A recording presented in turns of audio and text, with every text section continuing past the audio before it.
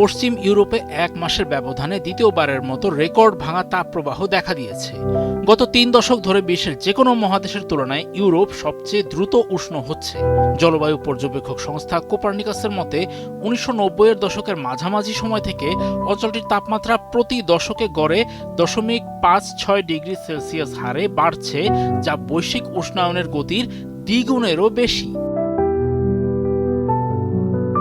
Greenhouse গ্যাসের মাত্রাতিরিক্ত নিঃসরণ দীর্ঘমেয়াদী জলবায়ু পরিবর্তনের মূল কারণ হলেও ইউরোপের এই দ্রুত উষ্ণায়নের পেছনে বেশ কিছু স্থানীয় ভৌগোলিক ও পরিবেশগত কারণ কাজ করছে।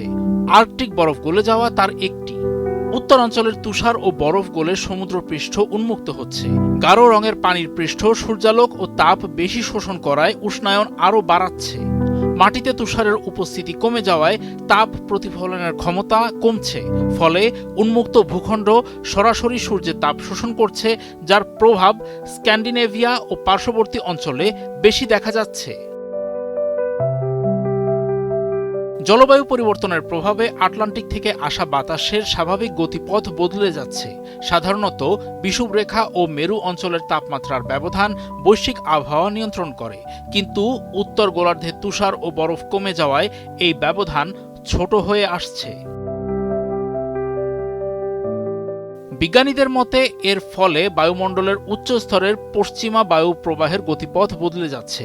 সাম্প্রতিক দশকগুলোতে এই প্রবাহ মাঝে মধ্যেই দুটি শাখায় বিভক্ত হয়ে দীর্ঘস্থায়ী দ্বৈত জেট প্রবাহ সৃষ্টি করছে। এর ফলে দুই শাখার মাঝে দুর্বল বায়ু ও উচ্চচাপের একটি অঞ্চল তৈরি হয়, যা শীতল সামুদ্রিক বায়ুকে ইউরোপে ঢুকতে বাধা দেয়। আটকে থাকা গরম বায়ু কয়েকদিনের স্বাভাবিক গরমকে দীর্ঘস্থায়ী ও তীব্র তাপ প্রবাহে রূপান্তর করে।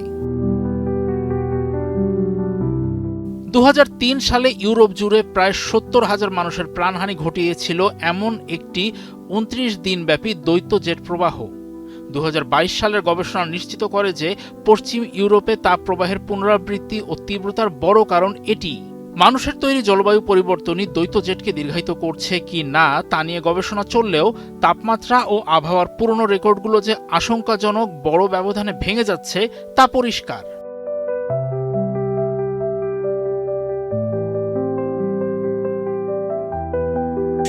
On a pas la clim, on a un pauvre ventilateur et donc on a attendu 21h qu'il fasse un peu meilleur pour... j'avais tout préparé à manger pour là des 3 prochains jours. On a juste pris le repas prévu pour ce soir, on a pris la nappe, 2-3 affaires, l'ordinateur parce qu'il y avait le match et on profite